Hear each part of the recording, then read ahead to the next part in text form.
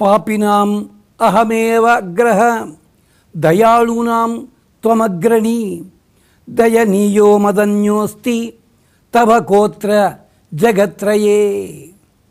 అమ్మా లక్ష్మీదేవి, వరలక్ష్మీ వ్రత సందర్భముగా సకల జీవరాశులు కూడా నిన్ను హృదయంలో నిలుపుకుని ఆరాధిస్తూ ఉంటే, అలాంటి ఆరాధన చేయడానికి ఏమీ యోగ్యత లేని నేను ఒక్కటి కోరుకుంటున్నానమ్మా.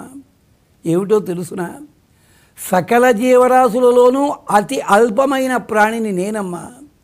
దోషములు చేయడంలో నన్ను మించినవాడెవడు లేడు. కానీ ప్రేమ చూపించడంలో, వరములు కురిపించడంలో నిన్ను మించిన పరదైవము లేరు.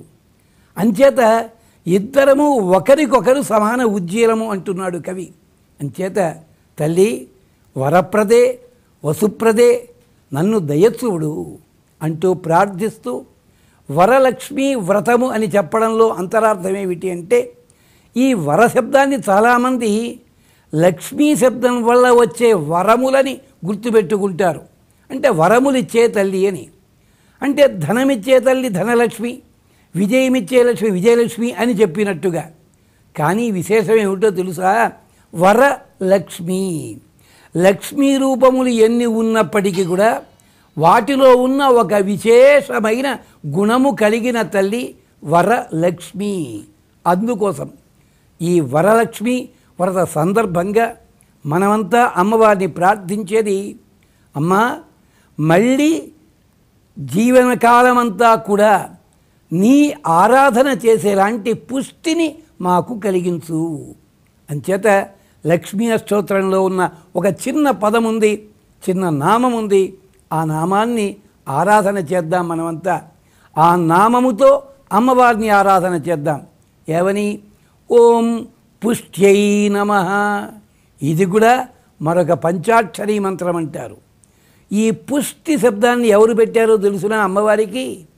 మహర్షులంతా తపస్సు చేస్తూ చేస్తూ చేస్తూ భగవంతుణ్ణి ప్రత్యక్షం చేసుకున్నప్పుడు వేలాది సంవత్సరములు గడిచిపోయినా కూడా తమ శరీరంలో శక్తి తగ్గలేదుట.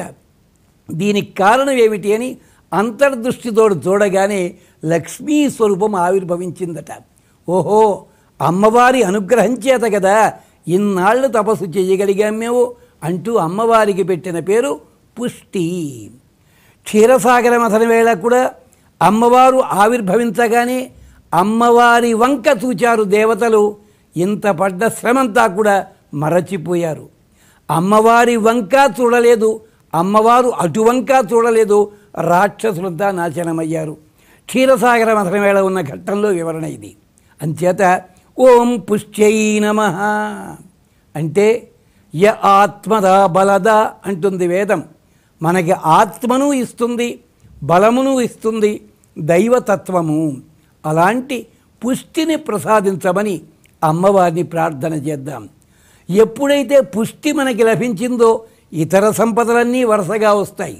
ఎలాగంటే తేనె పట్టులో ఉన్న రాణి ఈగని వశపరుచుకున్నట్టయితే మిగిలిన ఈగలన్నీ బయటికి పోతాయి, తేనె ఆస్వాదించవచ్చు కదా. అలాగే దేవతా సమూహములెన్నున్నప్పటికి కూడా పుష్టి దాత్రి అయిన వరలక్ష్మి అమ్మవారిని ప్రార్థన చేసినట్టయితే ఆ బలము కలిగితే జవము జీవము రెండూ కూడా మనకి లభిస్తాయి. అందుకని పుష్టి. దీనికి ఒక్కటే ఉదాహరణ, రెక్కలు కాలి తెగి ఎక్కడో పడి ఉన్న సంపాదకి అమ్మవారి గురించి నేను చెప్పగలిగితే బాగుంటును, సహాయము చెయ్యగలిగితే బాగుంటును అన్నట్ట రెక్కలు వచ్చాయి. అది విశేషం. అంటే సంకల్ప మాత్రం చేతనే బలం కలిగించింది అమ్మవారు. అలాంటి పుష్టి దాత్రికి మనం ప్రార్థన చేద్దాం.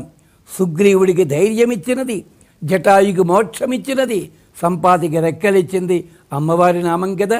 అంచేత ఓం పుష్ట్యై నమః అంటూ వరలక్ష్మి అమ్మవారిని ప్రార్థన చేద్దాం. వసుప్రద యొక్క సంపదలన్నీ మనం పొందుదాం. స్వస్తి.